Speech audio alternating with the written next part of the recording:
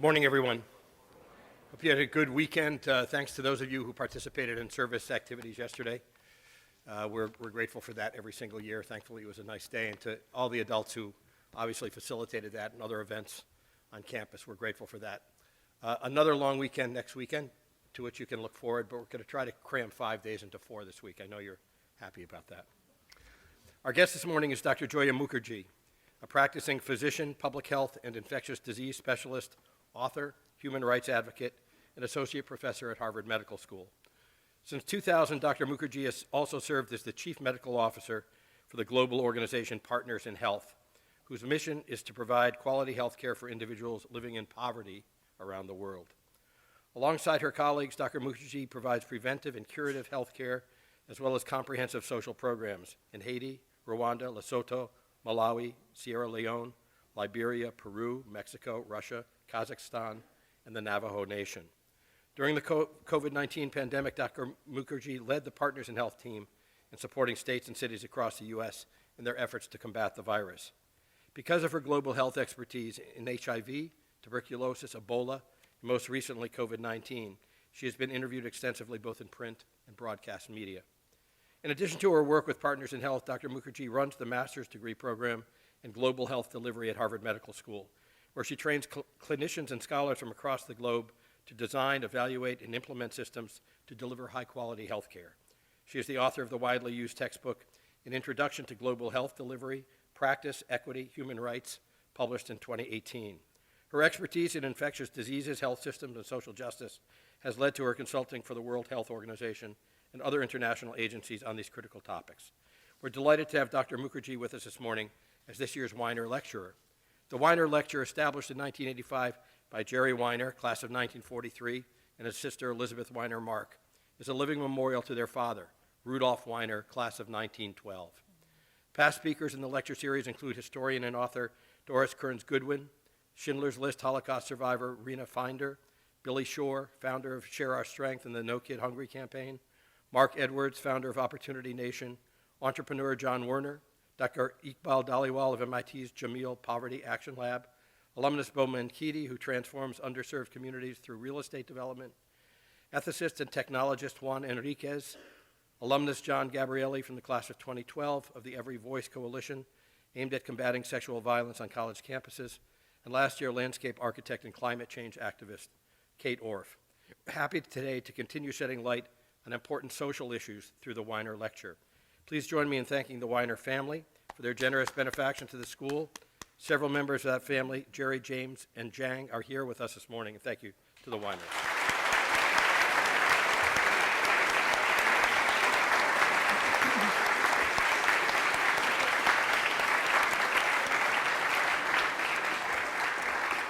And finally, help me welcome to RL, Dr. Joia Mukherjee. Thank you. Thank you. Thank you. Thank you. All right. Thank you all so much. And thanks especially Wyner family for having this wonderful lecture. I live 2 miles from you guys, so it was really easy to get up this morning, have my coffee, and be here in 9 minutes. So very comfortable drive. So, and at least 2 of you in this audience know that I also have a junior in high school. So sorry for all you guys and what you're going through. My kiddo has been to all of those places you heard about with me from the time they were little. As is, I think, now the tradition, I want to also say there'll be a couple photos in here that are a little hard to watch or hard to see. So just a trigger warning for those of you who are sensitive to human suffering, as I am. So I'm going to talk a little bit about how what do you do when you have a sense of injustice? I think a lot of you know that the world is a really complicated place right now, and I think all of us have 2 or 3 options, right? One option is just bury your head in the sand and not watch the news and not really be engaged. Another option is to just be really sad and frustrated, angry. And the third is to kind of lean into that sense of injustice and figure out what role can you play as a young person, as a leader, as a person who cares about society. And I'm going to talk a little bit about my journey to lean into that sense of injustice. My dad was from Calcutta. He immigrated in the 1950s, which means he lived through the Great Bengal Famine, which was the largest famine in the 20th century, killed maybe about 5 or 6 million people, centered in the state that he was from, in Bengal. He lived through the Japanese bombing of Calcutta in World War II. The British used Calcutta as a major army base, and he lived through the Civil War that's often called partition, between when India separated into 2 nations and now 3, Bangladesh, Pakistan, and India. And so he himself was really a person who carried a lot of trauma with him. He married my Irish Catholic mom from Chicago, and he didn't talk too much about India. But as a young kid, I went to India with my parents just to visit family. And we went there in 1972, which was the year that Pakistan and Bangladesh were just ending their war, the Bangladesh War of Independence. And in the city of Calcutta, there were more than 10 million refugees. It was the largest movement of people in the 20th century. And most of them landed right in my dad's home city of Calcutta. And as a little girl, I was about 8 years old, so you can figure out how old I am, right? 72, 8. Yes, I'm 59. I'm almost 60. That there were people everywhere in the street, and people begging. A lot of kids my own age, begging, and it was horrifying. I grew up in Long Island suburb, probably not unlike where a lot of you are from. We had a 2-car garage. We had a swimming pool. And I had never seen anything like that, and I don't think my parents really prepared us at all because it was just family that we were visiting. And there was a woman who was begging, and she had her hand bandaged, and it smelled terrible. I still actually remember what that smell was like. And I looked at her hand, and I averted my eyes, and I looked up. And her nose was like completely disfigured as if it had been erased by a pencil eraser. And I screamed. I was 8 and I screamed, and I was a super good straight-laced kid, and my parents were embarrassed.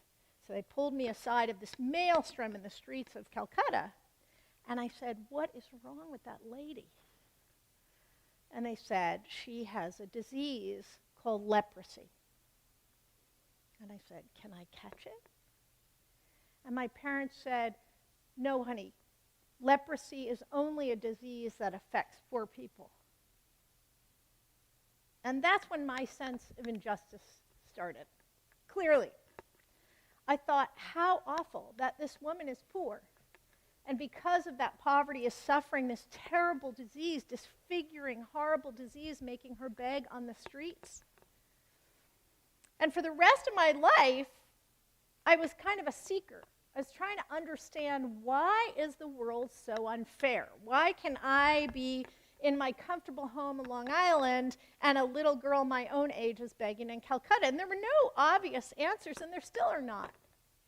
But I got attracted to people who were leaning into that injustice, reading about people like Rosa Parks, reading about people like Martin Luther King, reading about people like Nelson Mandela, ordinary people in many cases, who were leaning into the injustice and saying, you know what, I can do my part to make that better.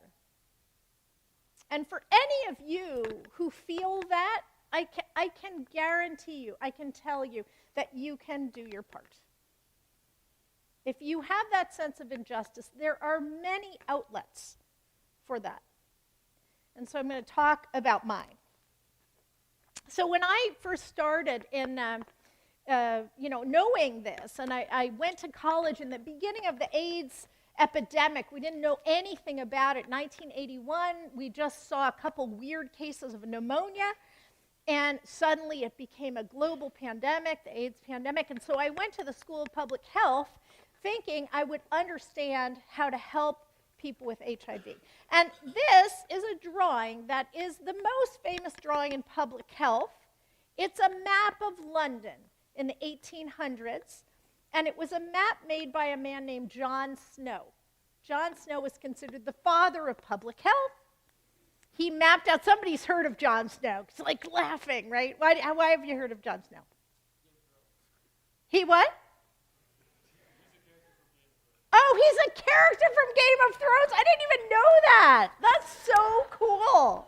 Now I've learned something else. Instead of this map, I'm going to have the picture of the character of Game of Thrones. That makes it way better. So Jon Snow, prior to Game of Thrones, mapped an epidemic of cholera in London. Now, who thinks about London and cholera in the same breath? Nobody, right? Because this is in the late 1800s, and London had a lot of poverty and a lot of issues with sanitation and no running water, right? And so he mapped this cholera to one pump, the Broad Street pump. And it's the most famous pump in public health. Everybody loves the Broad Street pump. You see public health people taking their pictures. That's the kind of nerds that we are. We don't know about Game of Thrones, but we'll take our picture with this pump. And it's an embarrassment. They even sell jewelry of it. I do not have that on. I have not reached that level of nerdom. So Jon Snow takes the handle off the pump, and that is considered the cornerstone of public health.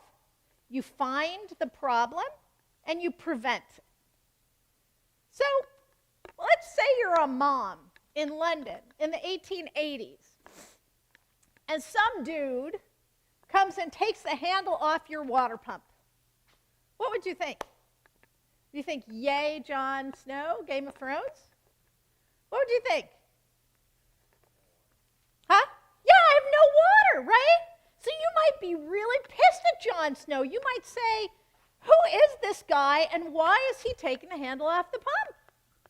And what does that mean? That means you're going to have to walk somewhere even farther to get your water, because remember, your water's not coming in your tap. It's coming from this pump. And if they take the handle off your pump, so for me personally, I found this focus on prevention only very frustrating, right? The idea that we're going to prevent stuff, but what if you're sick, right? And what if you need better systems to prevent it, but also to keep you healthy? And what if you have an illness that we can actually give you drugs for, which they did not have in Jon Snow's time? So I started doing work in Africa and around the world, focusing on prevention, because that's what I was taught to do in the School of Public Health. And yet I was a physician, and I knew how to treat sick people. But throughout the continent, what I was told is prevention is better than cure.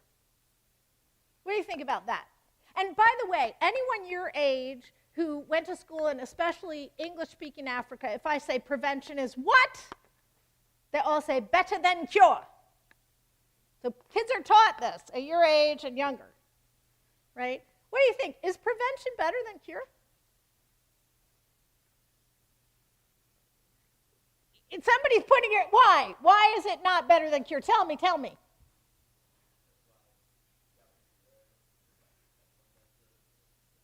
Right, exactly. So some of you have been sick, right?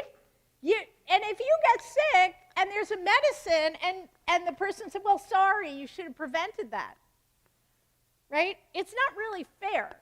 And often that prevention is better than cure is used for the very people who can't afford medicine, right? The very people for whom healthcare is not available. It's your fault, right? So a lot of my journey of sort of trying to understand injustice was through this lens of taking the handle off the pump and then saying, where's my water? Or hearing prevention is better than cure and say, yeah, but if I'm sick, I want a cure, right? So my first work in Africa, now 32 years ago, I was working on a public health campaign. And the kind of work I was doing is, you've seen this, I'm sure. It's like a bunch of moms and babies, a little scale with a bucket on it, and you put the kid in the bucket and you weigh the kid. You give them vaccinations, and when the kids are small, you do so this is back in this era of prevention is better than cure. So if I weigh a baby, I'm trying to help the mom have a healthy baby. And what do I tell the mom? What I tell moms about to try, and I know most of you, none of you students are moms. That much I know. I might not know that Jon Snow is from Game of Thrones, but I know that most of you students are not moms. So what if I weigh a baby? What do I do with that information? Why do people do that? We weigh babies. You all were weighed by your pediatricians. Why are we doing that? What? Yeah, to know how much medicine to give them, to know if you're growing on your proper curve, right? Because there's a human growth curve, and we want to make sure that all babies are growing at the normal human rate, right? And if you're not, in the United States, we try to figure out why, right? We might even put a very tiny baby in the hospital to figure it out. So that's what I thought we would be doing. By this time, I was already a pediatrician, and I found many kids who looked a lot like this. That's not a normal trajectory of growth, right? So in that period, what do you think you'd do? If you see this kid, this is not a normal-looking child, right? You don't have to be a doctor to know that this is not a normal-looking child. So what do you think you'd do? This is a trick question because it's really not hard.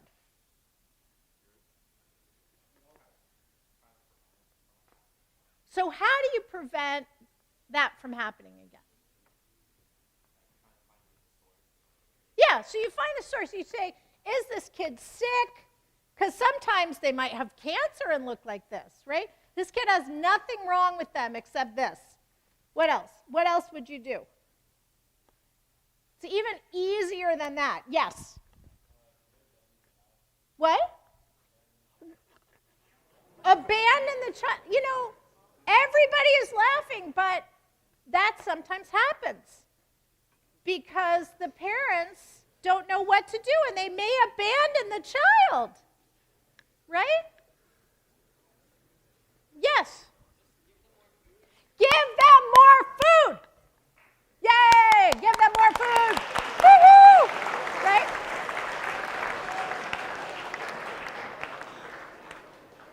The treatment for malnutrition, which is what this kid has, the treatment for malnutrition is food. Food.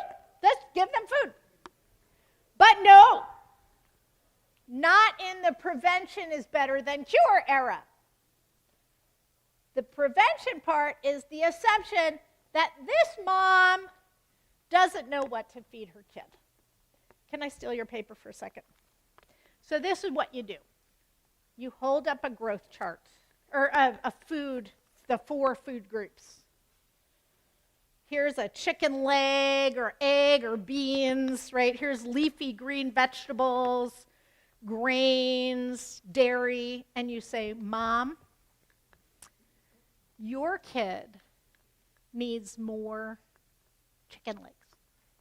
Okay? Okay, come back. Here, shake my hand. I'm a nice white lady. Okay, come back. I'll reweigh the baby when you feed them more chicken legs. That's a program called GOBI, Growth Monitoring, Oral Rehydration, the Promotion of Breastfeeding, Vaccination. That was all that existed in the world, in the global south, until the early 2000s. Weigh the baby, educate the mom, promote breastfeeding, and give them a shot. Is that going to help this kid? Nope. And I saw a lot of kids that looked like this die. And who was blamed? The moms. They don't understand the chicken leg thing. They're ignorant. A lot of public health stuff is based on the idea that moms, particularly black moms, are ignorant somehow. Do you think the mom didn't know what to feed her kid? Why do you think that kid looked like that? Huh? Didn't have money. It's simple as that. If you don't have money, you don't have enough food. Right? Same in the U.S., by the way. We have hunger in the U.S. It's not from people's ignorance.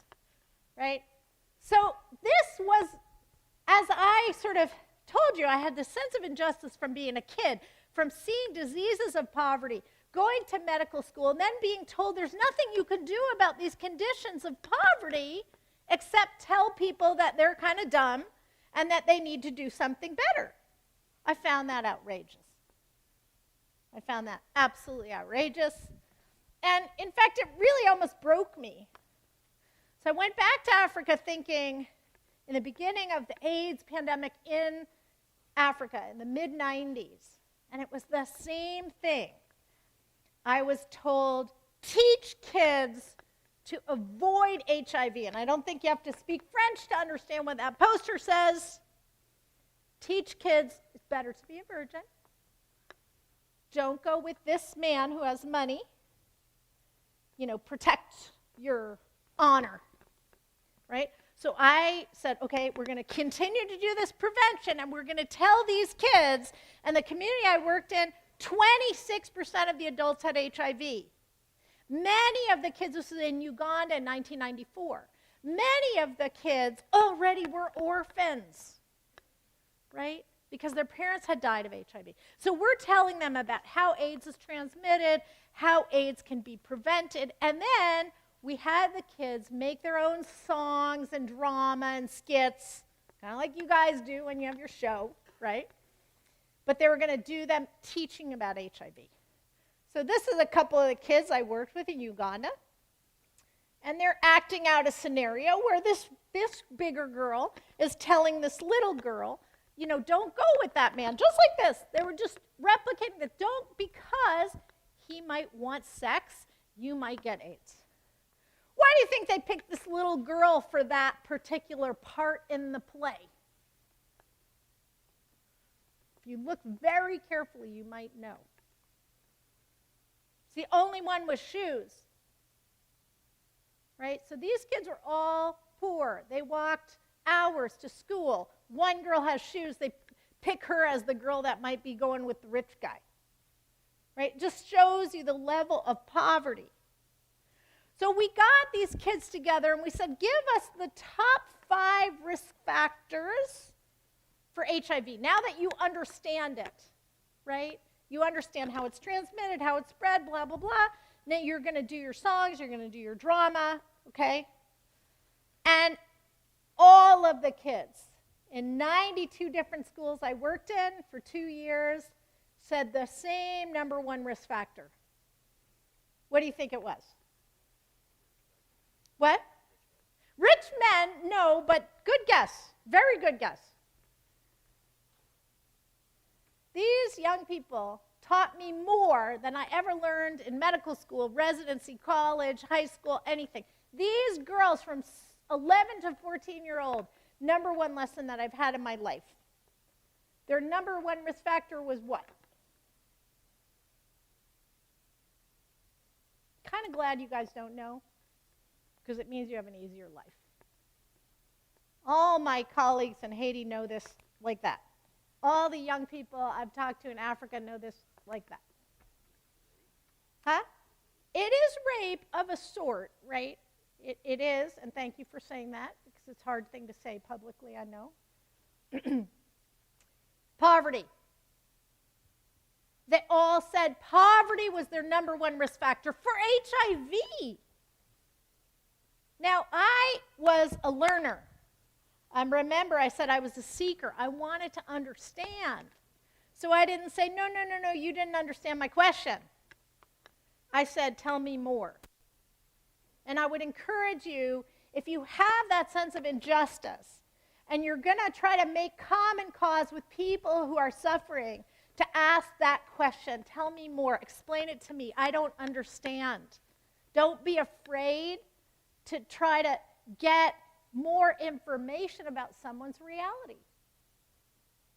And so many of these kids said to me, Auntie, school is not free. I'm already an orphan. If somebody wants to pay for my school and they're going to ask me for sex, well, I'm going to have to do that because it's very important that I learn to read and write. Right? If I can only pay my school fees by being a servant in someone's house and they're going to take advantage of me, well, then I'm going to need to do that. If I am the head of a household of children and I'm 15, how am I going to feed my brothers and sisters? Poverty had constrained their choice to such an extent that most of us cannot even imagine. So this was sort of the end for me in terms of thinking about prevention is better than cure. Because the limits of prevention are poverty, our inequality, our gender inequality, our racism. These are the limits of prevention. Because if a person doesn't have access to food, to shelter, to paying jobs, to school, it becomes very hard to prevent illness. And we saw that in the United States during COVID. For those of us who are affluent and live in South Brookline like I do, you can work from home. If you're an immigrant working in the field, you're going to keep working. And we worked in an immigrant community called Mukherjee, Florida, where the death toll for COVID was 6-fold higher than in the white city of Naples. Haitians, Guatemalans, Mexicans, mostly undocumented, 6 times higher death rate. Now, because they didn't understand about COVID, because they were too poor to make a choice that would have been healthy, right? So what did that lead me to do? And I would just say we know that inequality is lethal. If you take the train from Roxbury Crossing to Back Bay, that is almost a 30-year difference of life expectancy. That's in our own city. That's in our own city. So as a doctor, how do you do it? Well, so I, being interested in HIV, I went into infectious disease. This is a really wonky picture. Nobody has a necklace of this. But that is a very classic x-ray of a person with tuberculosis. You see that, you know it's tuberculosis. This is a microscopic slide also of tuberculosis. Tuberculosis is my favorite disease because you only see tuberculosis with poverty. So it's not my favorite disease. I mean, that's weird, right? It's my favorite disease to teach about because of this.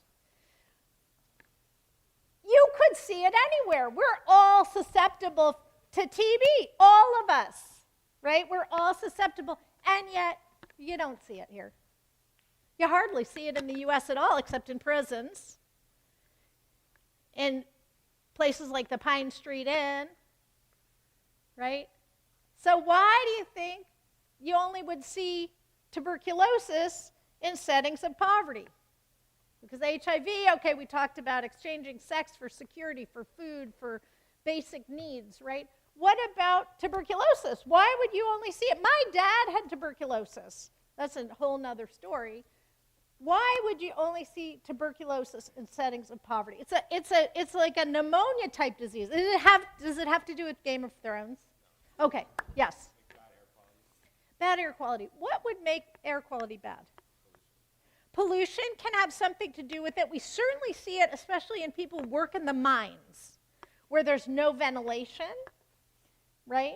People who live in very crowded environments, so 10 people in a house, right? What else? So definitely air quality, particularly ventilation, more than pollution, but ventilation. What else do you think would make a person susceptible to a disease? And it's basically just pneumonia. It's a kind of pneumonia. Not having enough food. So I am arguably one of the most heavily exposed people to tuberculosis. Like, I've taken care of tuberculosis for more than 30 years. I've worked in prisons, I've worked in slums, I've worked in, shelters. I've never gotten tuberculosis because my vaccine is eating.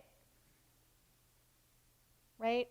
If you eat, you have decent nutrition, you don't get tuberculosis. So this was an actual patient of ours at Partners in Health. This is where they lived. This is how many people lived in their house. This is in Peru, right? So if one person gets sick, they're going to spread it to their family members, right? You see there are no windows. There's just a tiny room. So all of this sort of led me to practice what is known as social medicine.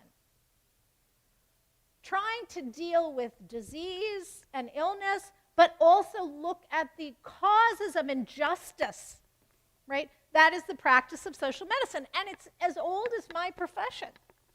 One of the main fathers of modern medicine, a guy named Rudolf Virchow, he's German, he said, medicine is politics, right? Because if people don't have access to basic needs, they get sick, right?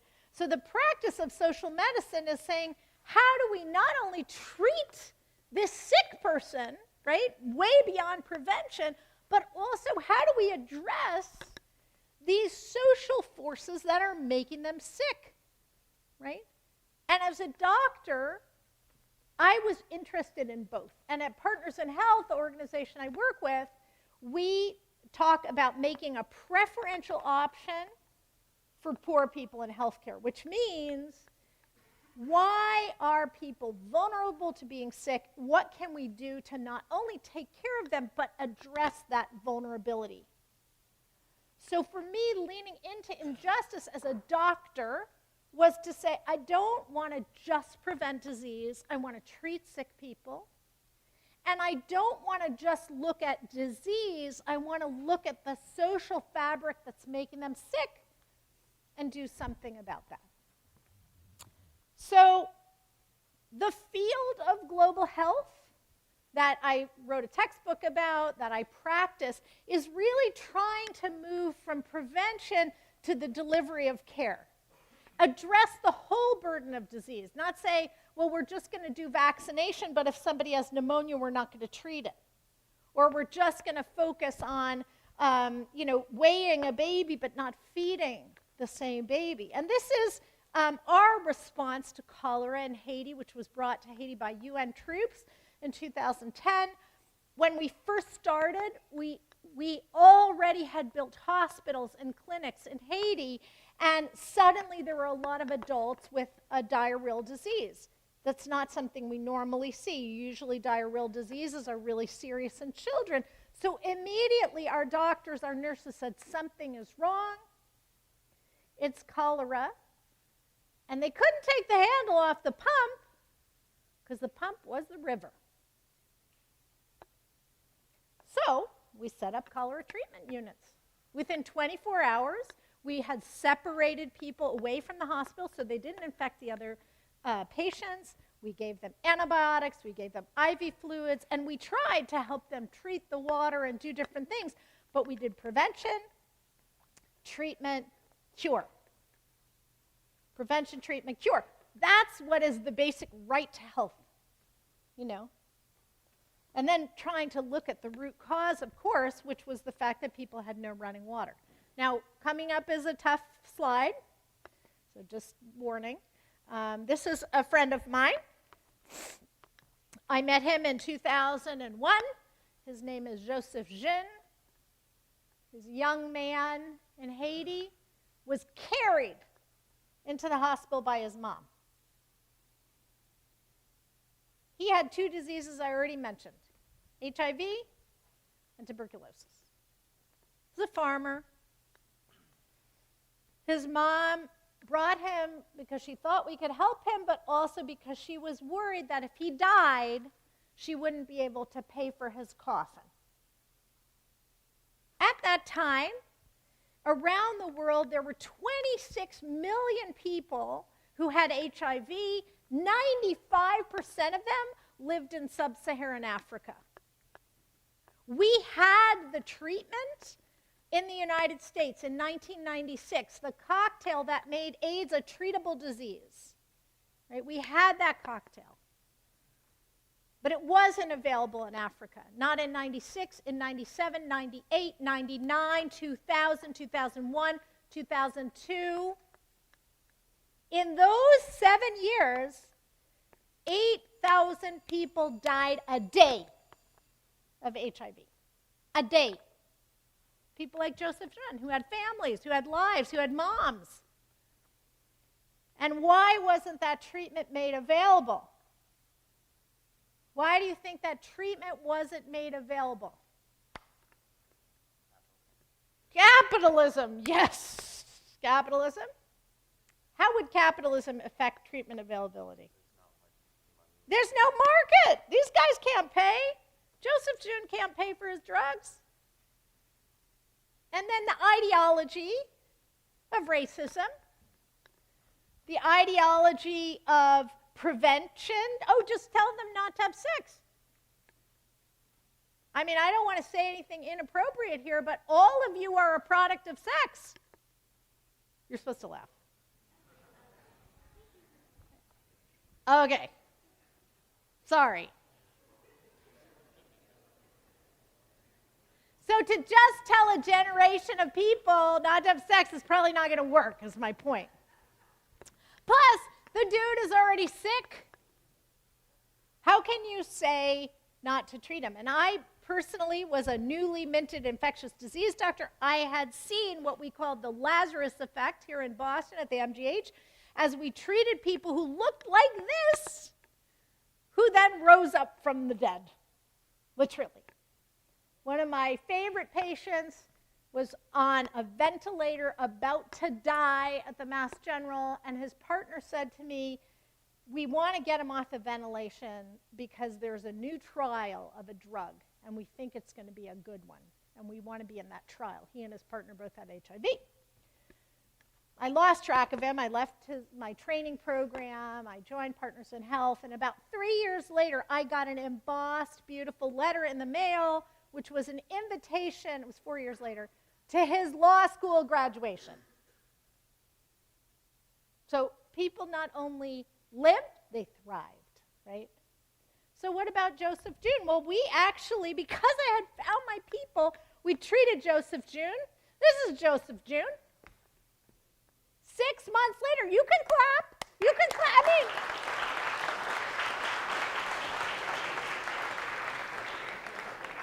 his kid isn't happy, like, Dad, really? Do we have to take this picture? But, you know, this is Joseph June. He lived a long life. He died recently, and he was young. We treated his TB. We treated his HIV. And he became a community educator, paid to talk to people about HIV treatment, how to stay on therapy. He went to international conferences all over the world. And I can show his picture because he became quite famous. Because as we were trying to convince people that this was possible in a place like rural Haiti, he consented to have his picture be on a WHO bulletin. So it was the before and after. This picture, these two pictures, very famous. Because Haitians are part of the African diaspora, everywhere we went, they would tell us that this guy was their guy. It's like, oh, no, he's Kenyan. We're like, no, no, no. Oh, no, he's Ugandan. We're like, no, no, no. One time I had a poster, and I was with him. And this one man said to me, but he's our guy. He's Kenyan. And Joseph said, no, I'm here. I'm right here. And he looked this unrecognizable in his suit and tie, right, at an international conference. So the interesting thing, I know we need to wrap up, is we won. We started to say everybody deserves this treatment, and we won the generation of new money for HIV, TB, and malaria. And with that money, we were able to build health systems around the world. And we won that money because our work at Partners in Health was paired with activists from all over the world, including Nelson Mandela. I never met him personally, but someone I long admired. This is a very famous activist from South Africa named Zaki Ahmed, who famously would not take antiretroviral therapy, even though he had HIV, until everyone in his country of South Africa could take it. He almost died. died twice, still alive, but he made common cause. And people started looking at our work in Haiti and saying, if we can do this, if they can do this in Haiti, we can probably do this in Thailand. If they can do this in Haiti, we can do this in South Africa. If they can do this in Haiti, we can do it in Uganda. And we became part of a big international movement of people who were really equally outraged by this injustice, but made common cause and came together. And that is a story that's still in progress. It's a story that has brought us treatment for cholera in Haiti. It's brought us treatment for Ebola in West Africa. And it's developed systems of care so that, and I'll just skip over it, that this little kid, now looks like this. Right? We can have food. We have medicines. We have hospitals. And we've trained hundreds of thousands of doctors, of nurses in places that they're from. Right? One of the very young boys that we once took care of in Haiti, when his mother had malaria when she was pregnant, before he was born, she almost died. He is now a physician who lives and works in Haiti. So for every life we can save, we have a new possibility for change. And so I'm just going to, stop and say, this is the kind of work that can make you feel better, that can really improve your sense of doing something about injustice. This was a health center I saw in the height of the Ebola. This is actually a delivery table that women are supposed to come and deliver their babies, right? And when I asked this poor nurse who was sitting there, what happens if it rains? She says, we have an umbrella. I mean, this is not something that should be acceptable in the 21st century. That same nurse now works in a decent and dignified facility that we built. So I would say the few messages I'll leave you with is, if you have that sense of injustice, act in solidarity. Find your people, sit with them, talk with them. Try to reach the most vulnerable and look at things like food and transportation and shelter. And lastly, I would say, find your people. Find people who share your sense of injustice and are willing to do one thing, two things, a small thing, a big thing, to remediate that sense of injustice. So I'll stop there.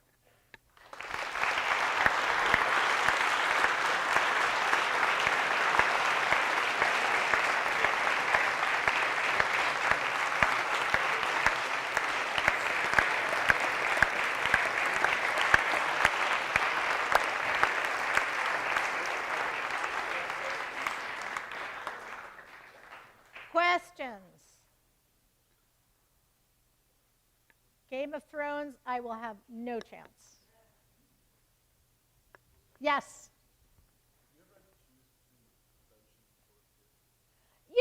No. What's interesting is I think in a way it's a false choice. So it's a great question because there's this idea that, prevention is cheaper than cure. But what we actually found is that doing HIV prevention, for example, works better if people know there's treatment. Because trying to get people tested, they don't want to be tested if they don't think there's, treatment available.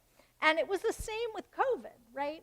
That trying to get people to understand that prevention is good is also for them to see how treatment is and how difficult it is, right? And you can pair them together. So I think we've tried to debunk the fact that they're separate and that really they're a continuum. Yeah? So when you say that, there's a lot of social factors racism and that kind of thing that go into why a lot of those countries don't get basic health services when we have them, who are kind of the main, groups or, organizations that are stopping those countries from getting that? It's a long ideology and a long story that, really unfortunately goes back to the transatlantic slave trade, to colonialism, and the way that we see countries in the global south as a source of extraction. So if I talk about, for example, a country that I work in, Sierra Leone, the community that we work in is in the shadow of the largest diamond mine in West Africa. And the people do not benefit at all. In fact, they're harmed by it. Like, there's blasting constantly, there's rubble everywhere, people have lost their farmland. But somebody is making profit out of that, and it's not Sierra Leoneans. So I think trying to, what we talk about are these odious cash flows, the cash flows out of Africa, of Asia, of Latin America that are not supporting the people, I think. But it's a very long story, and it's a story that is exactly that question led me to do a lot of the reading that I did outside of school to try to understand history, political economy, who's benefiting, right? But if you talk to people, especially in Haiti, people are so smart. They absolutely know who is causing their oppression, right? So some countries, people are incredibly aware. I would say Haiti more than anywhere else I've ever worked. But other places, people will tell you, well, it's Firestone Tire in Liberia. You know, they own this much land. They don't pay living wages.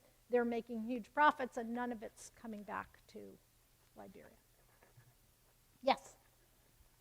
How do you work to combat this idea of a white savior complex? That's a great question. Thank you for asking that. That's a great question. I would say my way and ours at Partners in Health is that we work with communities. Very few of the people who work at PIH are white. So we have 19,000 people in our staff. Only about 100 are American. Probably of those 180 are white people. Most of those people are raising money. I'm a unique white doctor at PIH. But my job has always been to train others. And why would I be in the position of training? Because of the political economy, right? Because I have had access to really world-class training. My colleagues had not, but we've built schools and residency programs. So currently, of the people that I work with, all of the doctors are Haitian, Rwandan, Malawian, right? So it's like, I'm not doing it. Like the stuff I used to do as a doctor, I'm not really needed to do that because I've been a teacher for 25 years. So a lot of it is that. And then I think the second thing is making sure that you're listening to the most affected people. So at PIH, I told you we have 19,000 people on our staff. 11,000 are community health workers. So the people who are most proximate to the problems. And we listen to them and their needs. They're never going to say, no, just do prevention. No, just teach us about the 4 food groups. They're never going to say that. They're going to say, we need food, we need jobs, right? So if you have the opportunity to be close to people who are suffering and actually just humbly listen to them and learn from them, I think it prevents some of that. But, you know, the structure, power structure of the world is such that it's hard, that's a really hard thing because the money is here, right? And so at the end of the day, it's going to be American people, mostly white people, mostly men who control the money, right? So it's always there. It's a looming specter, and you have to keep vigilant. Yeah. Oh, okay. Thank you.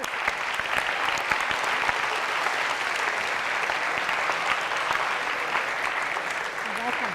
Thank you.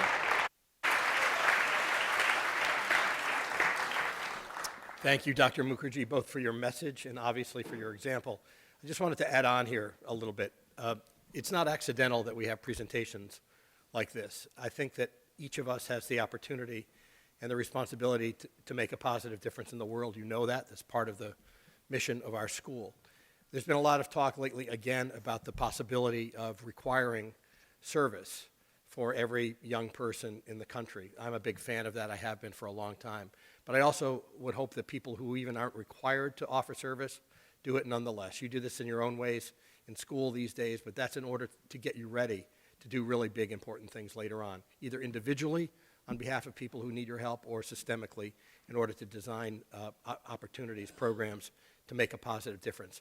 The other way that you make that difference is by bringing this kind of a message to all of you who are so capable and so willing to do this kind of thing. And I thank the Wyners again for that, to Jerry Wyner in particular, who has this deep within him. and decided that indeed he wanted to spread this good news, this urgent news to all of us, those many years ago. We're really grateful for what you did. Thanks very much. Class 1.